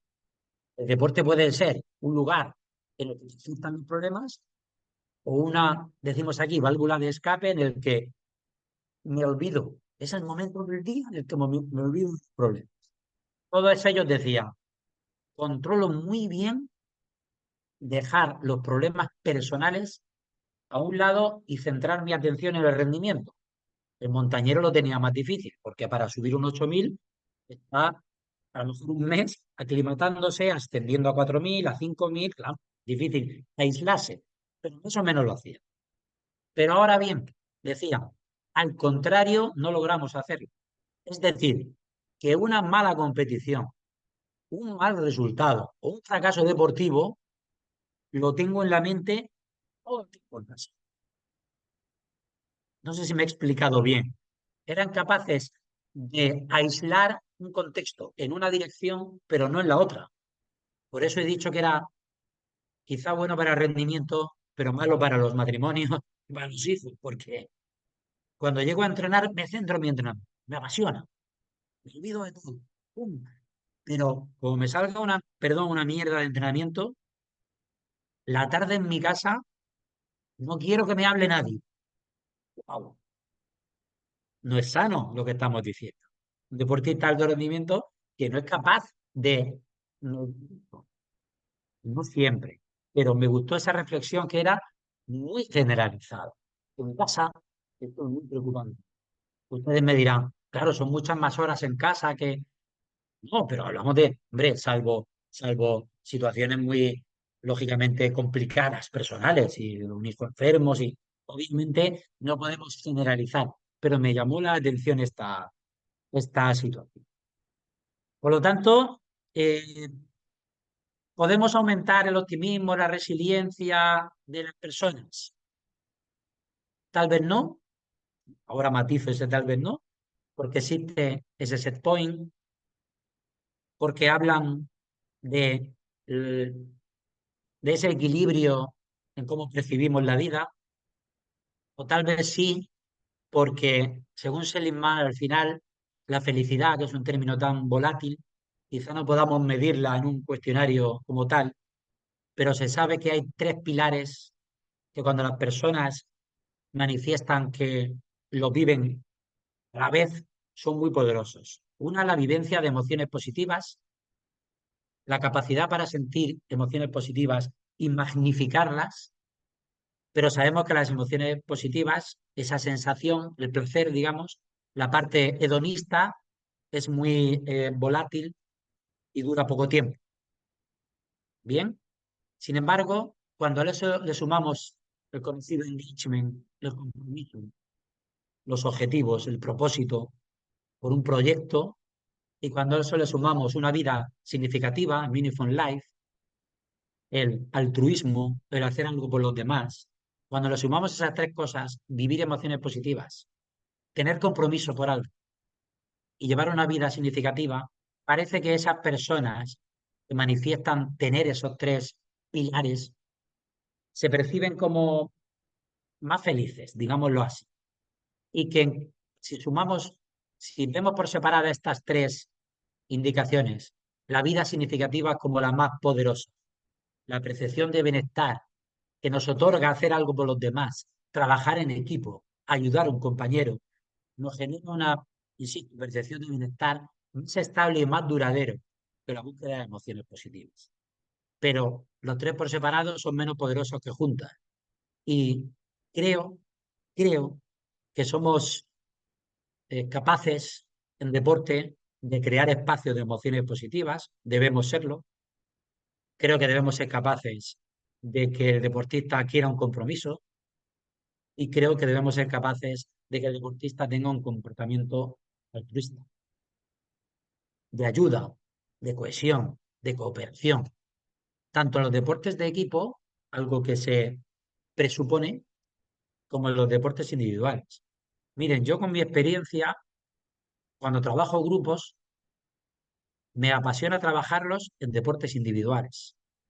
De hecho, las veces que en mi carrera deportiva me han pedido programas de cohesión, han sido deportes individuales. Y tiene muchísimo sentido, porque un entrenador de un deporte colectivo es fácil que piense que el equipo tiene que estar cohesionado, cohesión social, cohesión hacia la tarea, etc. Pero en un deporte individual es igual o más importante, porque el deportista de deporte individual siente mucha soledad, porque los deportistas individuales, cuando entrenan juntos, es importante que se ayuden y sean modelos uno de otro. Y porque además, en un grupo de rendimiento de deporte individual, entrenan rivales, como he puesto el ejemplo de antes. Entonces hay que trabajar al grupo, porque si tú eres mi rival en el campeonato, en la competición, pero no hoy entrenando. Por lo tanto, el trabajo de vida significativa es muy importante en deporte colectivo y en deporte individual. ¿Podemos aumentar el optimismo? Yo creo que sí, que podemos plantear un futuro más saludable, esto ya será un poquito más optimista, que podemos ayudar a evaluar los acontecimientos del deportista de una forma más útil y por tanto más positiva. Esto es ser algo más optimista. Por lo tanto, no vayamos al término, vayamos a las cosas que impactan en el término. Mi objetivo es motivarme. No, yo tengo que conocer qué aspectos concretos motivan al deportista. Mi objetivo es crear o ayudar a que el deportista sea más optimista. No, mi objetivo es ver qué impacta en el optimismo saludable del deportista. Y esto hay que leer ciencia. Hay que leer ciencia o acudir a profesionales que gestionen eso. Creo que la ciencia ya queda poquito para dejar el prometido margen que he acordado con Robert para el debate, pero me gusta tanto hablar que yo puedo hablar aquí mucho, mucho, y como la diferencia horaria es a mi favor, pues puedo hablar mucho. Bien, creo que la ciencia ya ha aportado mucho trabajo empírico, creo que ha empezado a aportar buenos trabajos cuasi experimentales en los que se expone al deportista a situaciones adversas y vemos cómo reacciona, y que aunque hay programas, creo que hay que, lo he comentado al inicio, hay que ahondar, y este es mi objetivo este año en el Centro de Alto Rendimiento, tanto en la creación de estudios longitudinales para ver la permanencia del impacto que puede hacer nuestras intervenciones o la modificación de estas variables en los sujetos, y programas de intervención midiendo la eficacia, midiendo los aspectos de la psicología positiva, que si bien muchos hablan de una personalidad resiliente, una personalidad optimista, queda un porcentaje de trabajo, claro que sí. Y yo, como soy optimista, si ese porcentaje es un 5, un 10, un 15, me da igual, podemos ayudar a la persona. Fíjense, para terminar, yo me enamoré de la psicología positiva allá por el 2008, cuando leí un capítulo de Seligman en un libro que se llama Aprenda Optimismo. Y habla del optimismo en diferentes contextos. Y en el deporte hay un capitulito muy corto, pero habla de un trabajo que hizo con nadadores de la Universidad de Berkeley. Y fue muy interesante y nosotros lo replicamos, solo modificamos el cuestionario de evaluación, pero lo que es el diseño lo hicimos igual. Y trata de lo siguiente: un número de nadadores, en nuestro caso 66 nadadoras y nadadores de 4 clubes que tenían un nivel como mínimo de campeonato nacional, por lo tanto de rendimiento. Les evaluamos en perfil optimista o pesimista con un cuestionario que se llama el LOT, es muy conocido, tiene pocos ítems, es muy conocido. Y hicimos lo siguiente, ellos se exponían a una prueba de 25 metros con su estilo dominante, es decir, con el estilo que mejor nadan. Pues aquí se dice estilo libre, espalda, mariposa y braza. No sé cómo se dice en sus países, pero más o menos. Hacían esos 25 metros y se les tomaba el tiempo. No se les motivaba mucho, simplemente se les decía que iban a vivir un control de tiempo para la planificación de los entrenamientos. Los nadadores de rendimiento están acostumbrados a estos controles y más o menos, depende del momento de la temporada, saben cuando lo hacen bien o mal. Tienen tan interiorizado el rendimiento que saben unos 25 metros son menos buenos. Bueno, hacían los 25 metros y el entrenador les da un feedback sesgado, les engaña, un feedback sesgado, diciendo que habían hecho más tiempo del que habían hecho, por lo tanto, que habían rendido mal. No sé si me estoy explicando. ¿Qué porcentaje de tiempo? El que los entrenadores dijeron, porque tenía que ser un porcentaje de tiempo suficiente como para que el deportista notara, sintiera que no lo había hecho bien, pero no podía ser muy grande para que no descubriera que era parte de un estudio, de un experimento, ¿no? Aunque al final del experimento habláramos con ellos y les diéramos el feedback sobre haber sido sujetos de experimento. ¿Qué ocurrió? Hacían la primera prueba, se les da la noticia negativa, descansan para que la fatiga no influya y vuelven a hacer la misma prueba. Hipótesis de trabajo. Los nadadores optimistas, evaluados como pesimistas, ante una noticia negativa, cuando en muy poco tiempo tienen que enfrentarse otra vez a la misma situación, van a tener expectativas negativas. Van a pensar que les va a salir peor, que se van a hundir, valga la expresión de hundirse en natación, que les va a salir peor.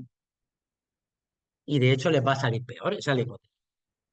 Sin embargo, un deportista claramente optimista, ante una noticia negativa, si se le da otra oportunidad, va a interiorizarlo como un reto y quizá le salga mejor la segunda vez.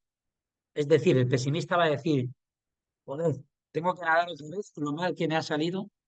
Y el optimista va a decir, bueno, tengo otra oportunidad, ¿por qué no? Hipótesis mías. Bien, hicieron la segunda prueba y muy interesante desde el punto de vista del equilibrio que hemos hablado al principio. Es verdad que la mayoría no mejoraron los tiempos. Es muy difícil en entrenamiento mejorar un tiempo. Cuando mejoran los tiempos en competición por el factor motivacional. Pero fíjense qué interesante. Ningún nadador con perfil pesimista mejoró su marca la segunda vez. Por el contrario, dentro de los sujetos optimistas, muchos de ellos tampoco mejoraron bien, pero los 9 sujetos que mejoraron su marca en la segunda ocasión eran claramente optimistas. Es decir, ¿todos los optimistas mejoraron? No, no. ¿Todos los que mejoraron eran optimistas? Sí, sí, interesante la reflexión. Y otra reflexión para mí interesante. De todos los que no mejoraron, incluso los que empeoraron, hubo diferencias estadísticamente significativas. De manera que los pesimistas empeoraron más que los optimistas. Es decir, un optimista ante una mala noticia sufre daño, le influye en su rendimiento, pues claro que sí, pero parece que menos que un pesimista. El estudio de Seligman es más espectacular, todos los optimistas mejoran y todo, pero bueno, no sé si es porque hay un ajuste estadístico, ahora que no me escucha Seligman, pero, pero bueno, me parece interesante, ¿no? Algunos alumnos me dicen, ¿y si hubiéramos dado un feedback positivo? Es decir, si en lugar de sesgar el resultado de los deportistas diciéndole que lo han hecho mal, le hubiéramos dicho que lo han hecho mejor de lo que lo hicieron en la primera ocasión, ¿qué habría pasado con los optimistas y los pesimistas? Mi respuesta es no lo sé. Investiga. Si a un optimista le das una noticia muy buena, pues a lo mejor se confía, y si a un pesimista le dan muy buena, a lo mejor puntualmente se motiva, no lo sé, hay que ver a la persona. Pero siempre le digo a los entrenadores, ¿qué mensajes dais a vuestros deportistas? ¿Iguales? Cuando está cerca la competición y a un deportista tiene un día de mal rendimiento, ¿eres duro? ¿O lo tienes menos en cuenta para que no le impacte si es pesimista para la competición del próximo domingo? Cuando un deportista pesimista, optimista, está rindiendo muy bien, muy bien, muy bien antes de una competición, ¿le refuerzas o le refuerzas pero le recuerdas los puntos clave que debe llevar cuidado para no sobrepasar ese optimismo o esa confianza que se convierta en confiar de una manera falsa? Es decir, en estar confiado, que aquí en España tener confianza es distinto a estar confiado. Estar confiado es que, rebajo mi vigilancia porque creo que todo es más fácil. Bien, todos estos mensajes se pueden debatir mucho con los entrenadores y, bueno, creo que es interesante. Traía algunos estudios más, pero me voy a ir al final, porque al final, efectivamente, como he dicho antes, trabajar optimismo no será decir, venga que tú puedes, y estos disparates que decimos a veces al deportista, venga que tú puedes.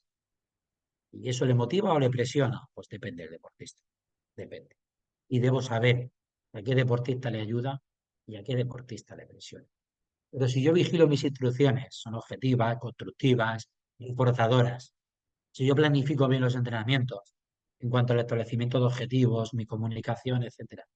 Y si yo fomento una buena relación entre mis compañeros, de alguna manera estoy ayudando a que el sujeto sea un poquito más deportista, más optimista. De manera que yo les invito a ver en la literatura trabajos técnicas, llamémoslo así, específicas de psicología positiva, las acciones planificadas de gratitud, el diario positivo correctamente elaborado y con sus objetivos, esto pueden acudir a la literatura científica, la evaluación y las áreas, las dimensiones que describe Seligman de las fortalezas para que el deportista las conozca y le pueda entrenar o traer de un contexto a otro, el trabajo en mindfulness tan reconocido, la técnica del saboreo, que es una forma de visualización concreta, por lo tanto, hay técnicas concretas que si las aprenden y las adaptan a su contexto de intervención, son tremendamente incluibles en deporte, pero hay que planificarlas. Porque hay personas que dicen, ay, la gratitud no es una técnica, perdón. Planificar acciones de gratitud, planificar acciones de empatía, planificar acciones de perdón, une grupo, genera bienestar psicológico, claro que estamos trabajando a nivel psicológico. Y de manera planificada en muchas ocasiones, no de manera, ¿cómo decir?, anárquica. Porque al final el establecimiento de un diario positivo, que una persona al final del día escriba 3 aspectos de los positivos que ha vivido o de los que ha aprendido y lo haga durante un tiempo determinado, la ciencia habla de un par de semanas aproximadamente, después de descansar, para que no se produzca lo que se llama un efecto de habituación, lleva un objetivo mucho más allá de dormir con un recuerdo positivo, mucho más allá. Lleva un objetivo mucho más ambicioso. Y es, de hecho, no tener que esperar a la noche para valorar de forma positiva aquello que estoy viviendo. Que si yo en mi diario positivo esta noche valoro una acción concreta en un entrenamiento, que me ha ayudado un compañero, que ha venido un compañero que estaba lesionado, que lo que sea, muy puntual y muy concreto. Si yo lo valoro como bonito, como positivo al final del día y tengo satisfacción, lo que yo quiero es no esperar a sentirlo, a interiorizarlo y a vivirlo al diario, sino en un momento interiorizarlo con toda la carga emocional, ponerle esa mindfulness, ponerle esa atención plena al hecho de que un compañero me acaba de ayudar ante un error, tenerlo claro y que el deportista diga, en la próxima te voy a ayudar yo, por lo que sea, que vivamos, no tenemos que esperar un año, pero ni siquiera un día en valorar aquello que he vivido, sino ser consciente de que estoy viviendo los aspectos positivos que me está aportando en ese mismo momento. Eso es intervenir psicológicamente, desde mi punto de vista, en el bienestar psicológico. Por lo tanto, la psicología positiva, ahora sí termino de verdad, que quiero un poquito de debate, que les quieran. Es perfectamente trabajable con la parte más clásica de control de estrés, de ansiedad, por supuesto, es complementaria, pero no nos debemos olvidar también de alejar al deportista de aquello que le hace sufrir. Bien, recuérdenlo, ojo con la parte de sufrimiento y ojo con el set point de bienestar, y que podemos eh, estudiar los términos en profundidad, ver cómo se evalúan, ver qué dimensiones tienen y pensar en intervenciones concretas sobre esas partes, dimensiones o aspectos en los que se dividen los términos, como el ejemplo que he puesto del flow o los ejemplos que he puesto de optimismo. Vayan a trabajos moleculares que van a tener impacto aparentemente puntual sobre el deportista, pero le va a ayudar de manera global. Los aspectos psicológicos, muchos de reflexión. Una sólida autoconfianza impacta en la motivación. Una correcta motivación impacta en el control de estrés. Un control de estrés impacta en la atención. Y trabajar en un sentido tiene un efecto positivamente dicho de tsunami, tsunami positivo, en el bienestar psicológico. Por mi parte, nada más por ahora, y me encantaría debatir con usted todo lo que estimen oportuno en el tiempo restante, que por mi parte es todo el que quiera. No tengo clase y esta tarde no tengo hijos. Así que, fíjense, un placer, de verdad. Muchísimas gracias por su atención y quedo a vuestra disposición. Gracias, profesor doctor Francisco. Esperamos que todos hayan aprovechado al máximo esta conferencia, que estará disponible también en YouTube. ¿Alguien quiere hacer una pregunta? Una pregunta, una reflexión, contar un caso suyo. Sí, Se abre como un debate, ¿verdad, Mateo? sí. De lo que ustedes estimen oportuno. Me encantaría escucharles. Y espero que se me haya entendido. He ido todo lo despacio que sé hacer. Díganme, ¿pueden abrir micrófono? Abrir micrófono y hablar abiertamente.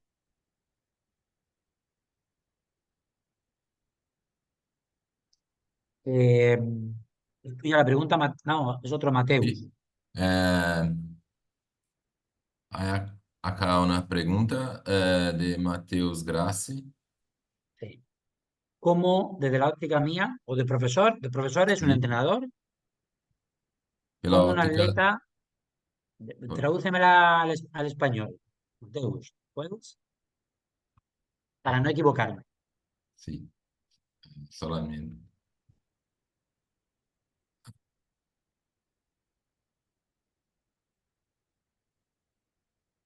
Ah, estás buscando un traductor. Desde la perspectiva del eh, doctor, ¿cómo desarrolla un deportista las bases para la resiliencia? Bien, gracias. Intuía que era así, pero quería confirmar. Bueno, al final, ¿cómo nos convertimos, si es que lo soy, en personas más resilientes? Sometiéndonos a dificultades y sobrepasándolas. Es decir, ¿qué es el deporte? ¿Qué es un entrenamiento? Y no es hacer que el deportista se someta, viva dificultades y sienta que tiene herramientas, estrategias para solventarlas. He definido lo que es un entrenamiento. De manera que si usted como entrenador, profesor, etcétera, las dificultades y los objetivos que establece con sus deportistas son adecuados en base a su capacidad y a su y no le expone demasiado a situación de frustración que luego no sea capaz de crecer, estamos construyendo un ser resiliente, más resiliente. Yo tengo que sentirme capaz de resolver dificultades. Pero voy a hacer algo muy importante, que es un error que cometen muchos deportistas. Me dicen, vale, yo me preparo las dificultades para mejorar. Bien. Y dicen, y así, si me equivoco, estoy preparado. Y yo les digo, ¿cómo que si te equivocas? Te vas a equivocar. La pregunta que te tienes que hacer como deportista es, no es, y si me equivoco, ¿qué hago? No, es cuando me equivoque, ¿qué hago? Porque te vas a equivocar, vas a fallar, sí o sí vas a fallar. Todo deportista falla. Entonces, si tú el mensaje que interiorizas es, "Me equivoco", es, pero ojalá no me equivoque. No, no, te vas a equivocar en algo. Y si no te equivocas, mejor. Pero en algún momento te vas a equivocar. Y cuando te equivoques, ¿qué vas a hacer? Es un mensaje distinto, es un mensaje de más seguridad. Voy a hacer acciones y estrategias, pero cuando me equivoco. Cuando me enfrente a un ejercicio, a un entrenamiento que no sé qué hacer, ¿qué voy a hacer? Me voy a esforzar, voy a preguntar, voy a practicarlo en casa, voy a buscar información. Tenemos que dar herramientas reales y en confianza a los deportistas para que se sientan capaces de superar dificultades. Superar dificultades es ganar, no, no. Yo soy una persona resiliente y es casi seguro que Carlos Alcaraz me gana en un partido de tenis, ¿verdad? Es casi seguro, casi seguro. Pero yo tengo que conocer qué recursos tengo para superar unas dificultades.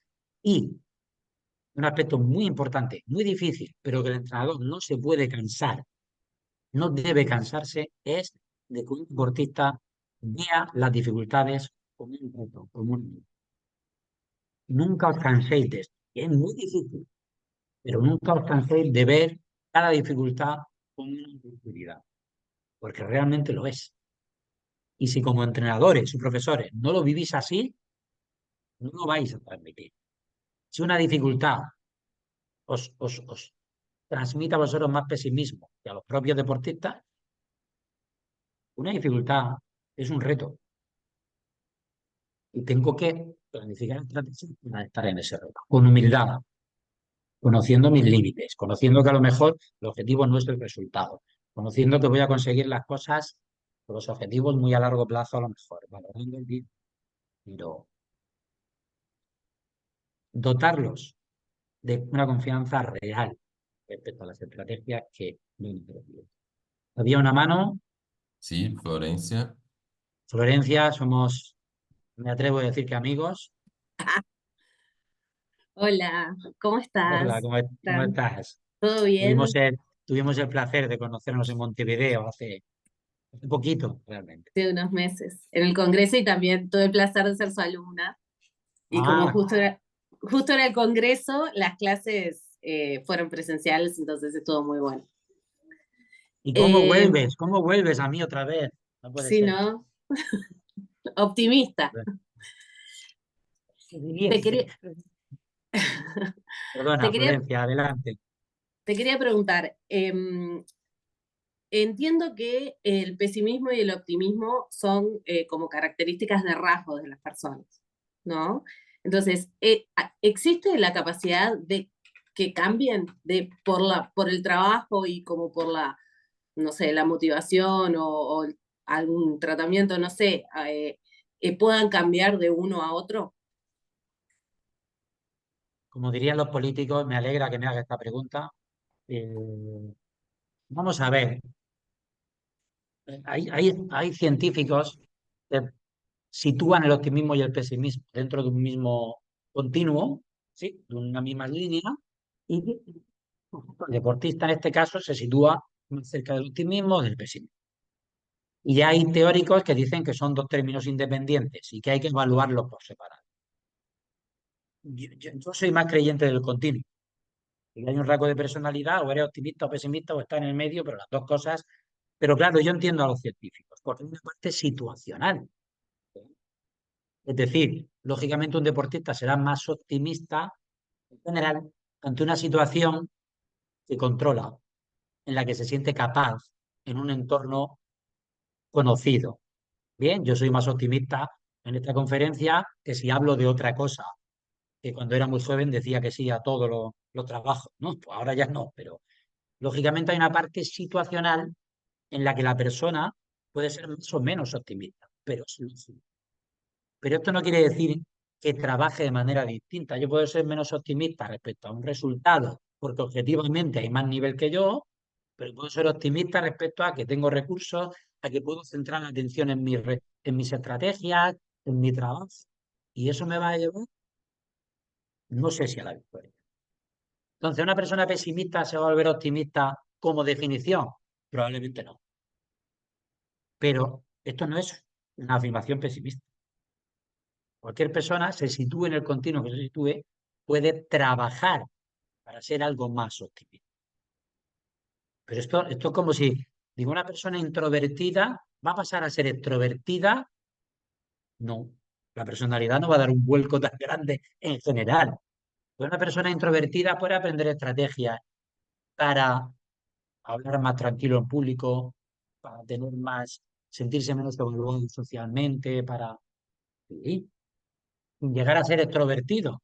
Que ser extrovertido también tiene sus costes, que yo lo soy y también tiene sus costes. ¿Sí? Pero entonces no pensemos en un cambio cuando hablemos de rasgo, sino en cuando evalúas a una persona, ¿en qué le puedo ayudar? Parta de donde parta en cuanto al nivel de lo que sea. De lo que sea. ¿Sí?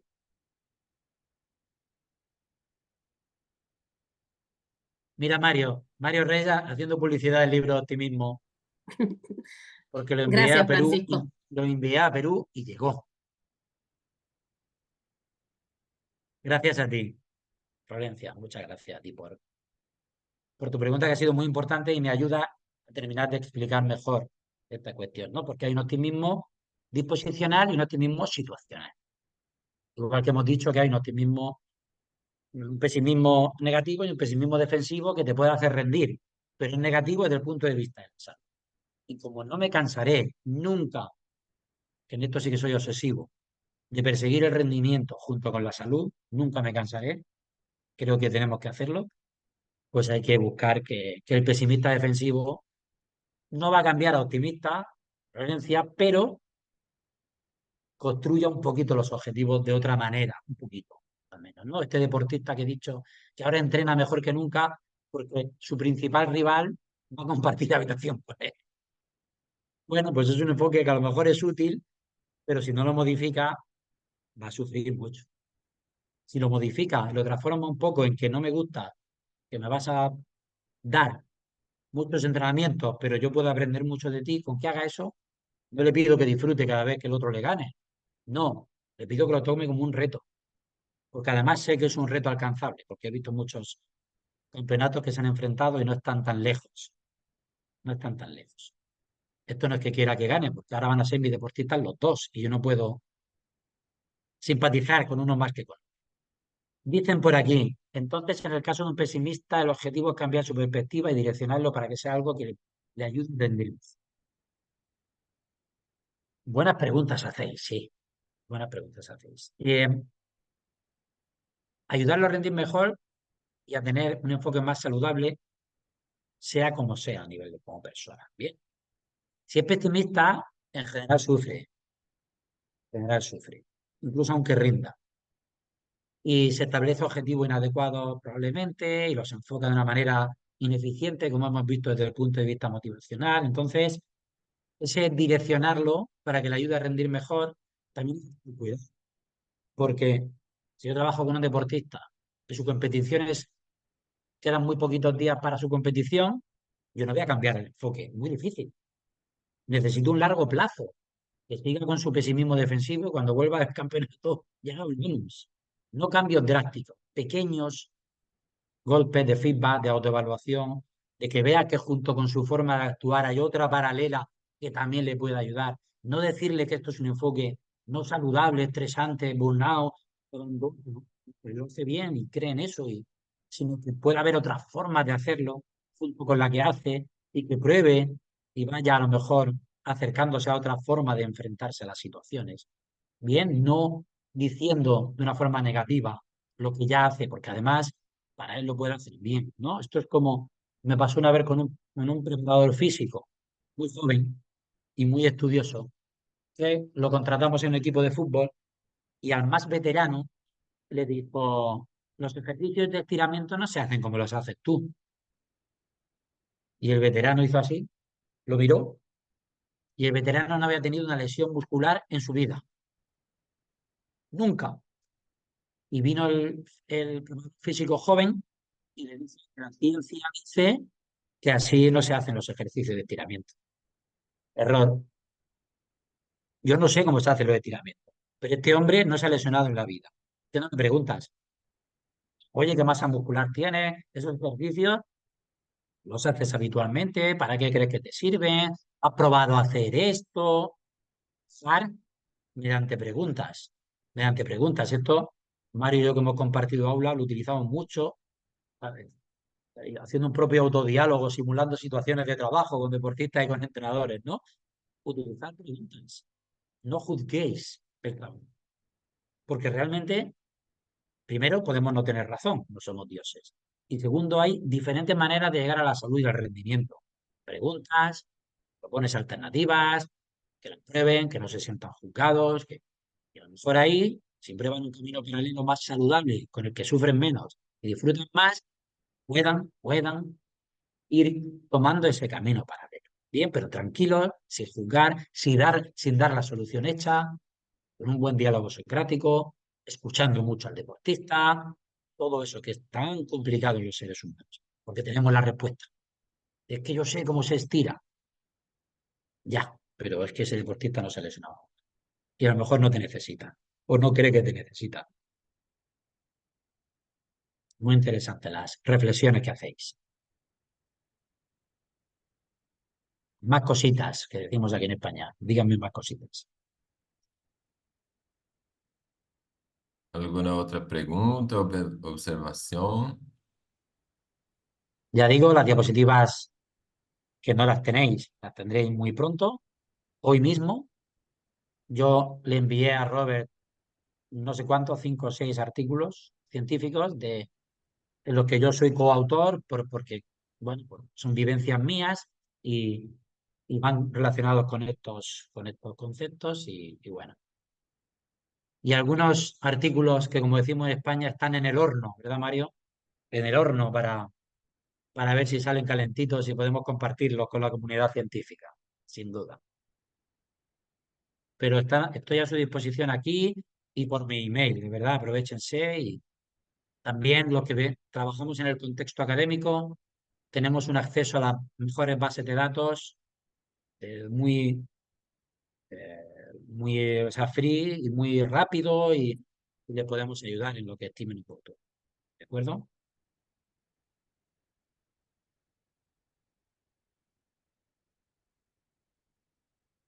Pues, Mateus, como se dice en España, pues ya estaría.